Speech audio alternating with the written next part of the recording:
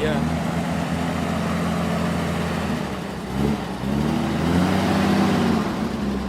Alright, Appliance boot camp. They go out channel car. Everything's running good. Now we're going to start restoring it. We got it home, and I'm liking it. I can barely even hear the engine running on it. It's running so good. So once again, keep following us, and this is going to be our channel car. We're going to get it up and going for you. Thank you.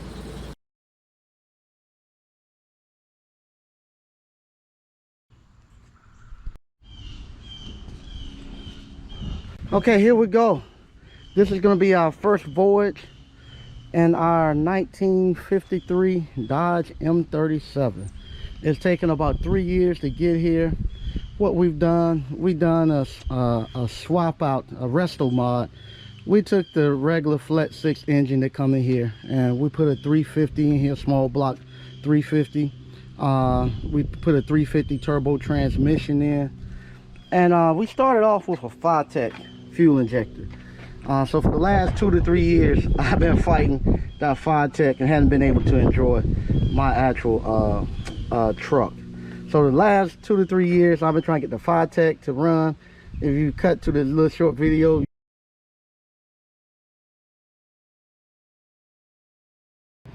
I'm making this video for you all. This Tech is a piece of shit, and the people who use it are just as crazy as the people who manufacture this stuff. I try to sell it to you all for $150, and I'm tired of taking messages about $150, somebody trying to scam you.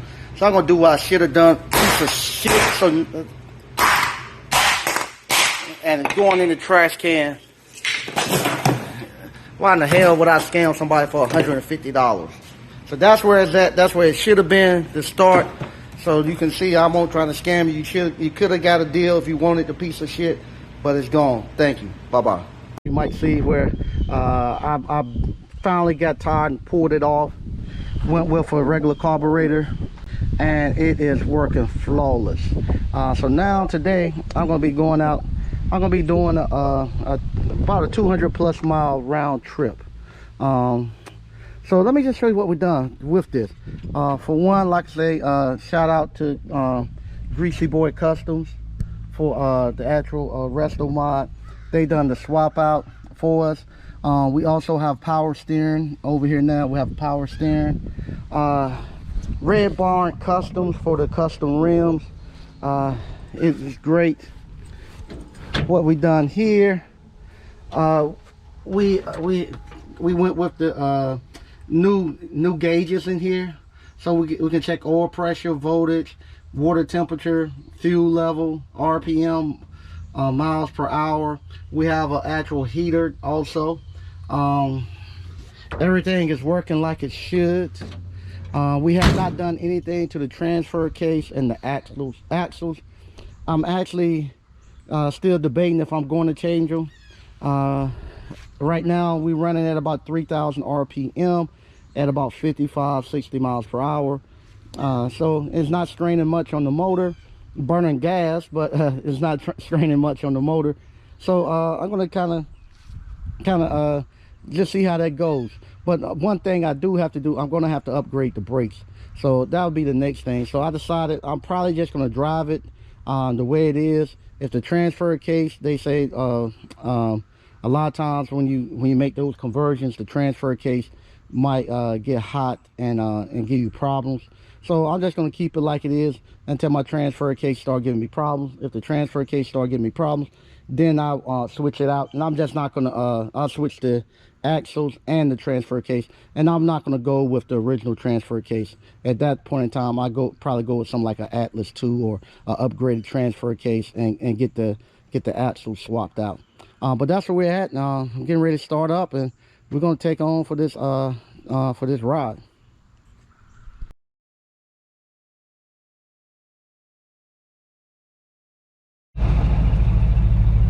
Okay, we made it up to Zebulon. We got about half a tank of gas. We're gonna get some gas out here. Gas pumps are filled up everywhere, but it's going good. Been trying to keep it up under 3,000 RPM. Running about 55 miles per hour. Keep keeping an eye on all the gauges. The temperature's been running steady, right at about 180. Oil pressure right at about 60 psi. Everything's doing good. So what I'm gonna do, I'm gonna get out, get some gas. If I can find some place to get some gas at in here, we're gonna get some gas, and then I'm gonna just get a temperature check on those axles and that transfer case. So we're gonna take a temperature check real quick.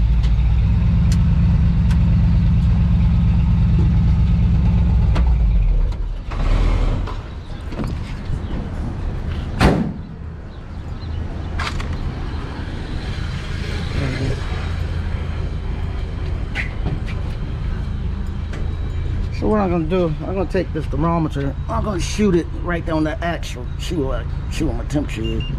125, which ain't bad. And I'm gonna shoot it on that transfer case, see what we got. Transfer case is about 166. I don't think it's too bad. We dripping oil on it, which it always had a little leak, but if need to, I can add some oil back into it. But it's going good.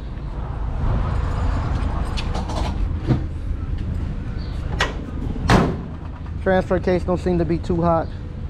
Everything's going good. Everything's staying like it should. All right, we're gonna fill up, and we're gonna see how far we get here. I hope to be able to get to Oxford. I'm about maybe 40 miles, maybe about 40 miles from Oxford, North Carolina. So I hope I can get to Oxford on this tank of gas.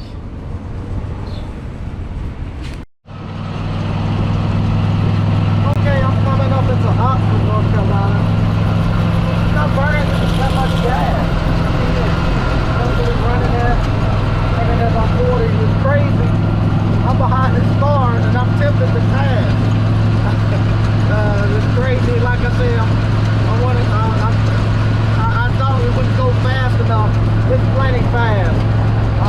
Like I said, I've been behind this car for a little bit, and I'm almost anxious to pass this car. But I'm just gonna ride it on in. When I'm coming up into Oxford, I'm gonna stop. I'm gonna get some gear case oil, and I really don't need no gas to get the stove on. I'm gonna get some gear case oil, and just secure my actual stop on that side, like when it came out. And I got a little faster than I normally go, but it's running good, Temperature good, pressure good, and like I said, we done got up to about 60 a couple of times, no problem.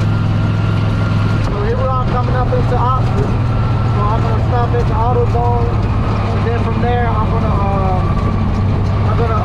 head on into Stovall.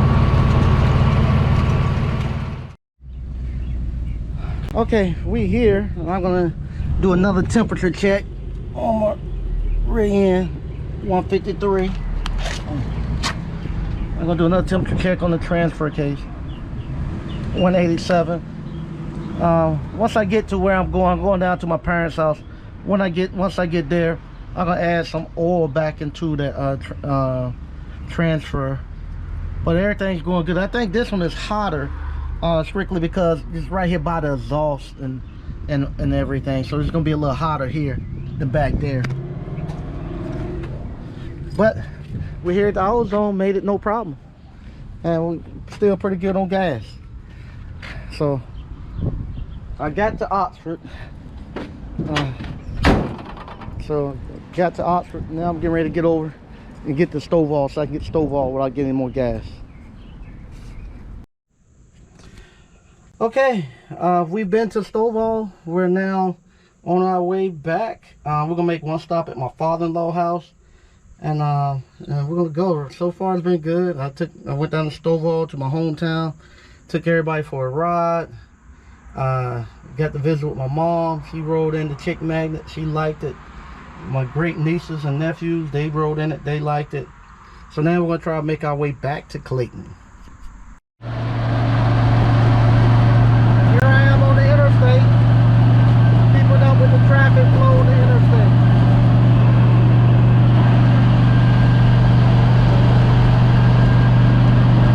We're doing good. I'm in Raleigh, North Carolina now, on the way back to Clayton.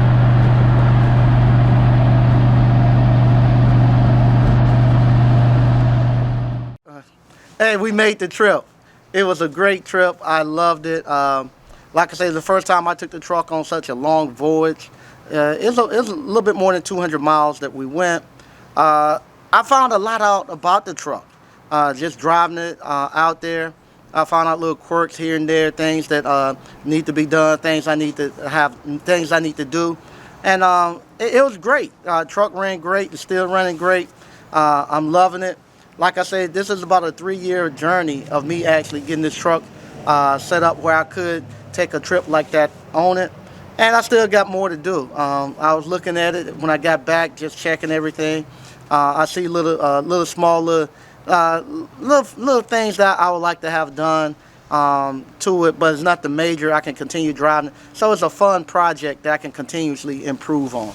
But if anybody's interested in doing a truck like this, like I say, it cost me a little more than $15,000 to do everything in this truck. To me, it was well worth it. Even the part that I had to do, like I say, if you get somebody to build you a truck or a car, if it's a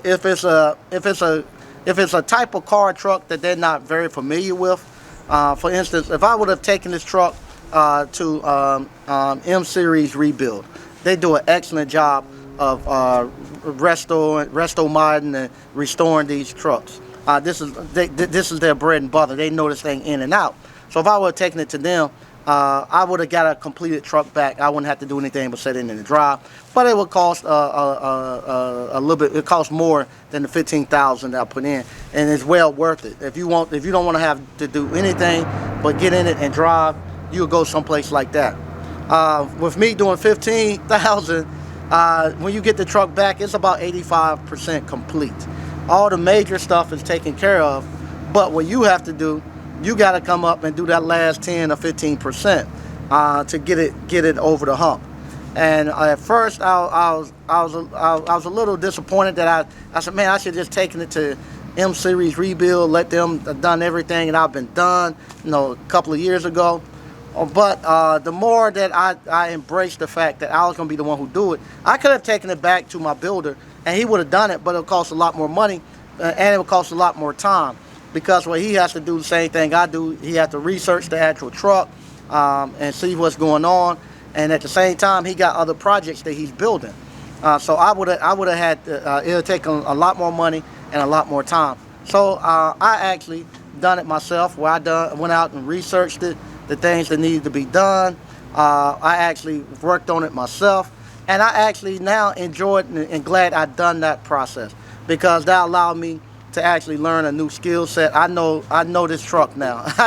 I know this truck. I know the quirks about it. I know a lot about it. I actually feel legit. I feel that I could actually done it now. Now that I look at it, I see I could actually done it, and I enjoy that. I enjoy working on it. With that being said, I'm going to be starting a new YouTube channel too. Like if I don't have enough of them already. And the YouTube channel is going to be truly about this truck. Now that we have it here, what I want to do, I want to go out and start going on some of the trails.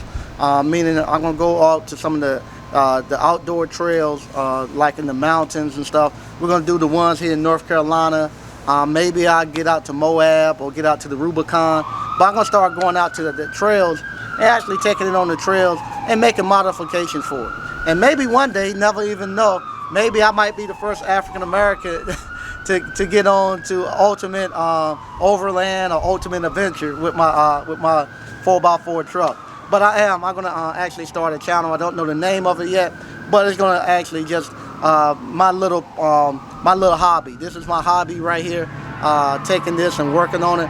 So I'm going to actually be taking it, doing modifications, continue doing modifications and taking it out on some trail runs and going out with some of the other car clubs and stuff as we actually do trails, and it's something fun. That's what you'll see. So be on the lookout for the actual new channel that's coming. That's going to be strictly dedicated to me and my little part-time hobby, resto modding and taking this truck out every so often to go run some of these trails. And like I said, thank y'all for watching, and it's been a joy doing this.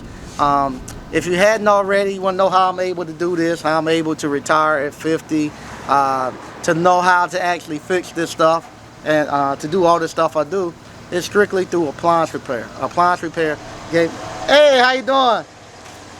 Appliance repair gave me the skill set to be able to do this. It also gave me the finances to be able to do it. If you want to learn how to start your own appliance repair business, click the link in the description and go over to appliancebootcamp.com, sign up for one of our courses. And like I say, once again, thank you all for watching, and be on the lookout for me coming to some trails near you. I'll talk to you later. Bye-bye.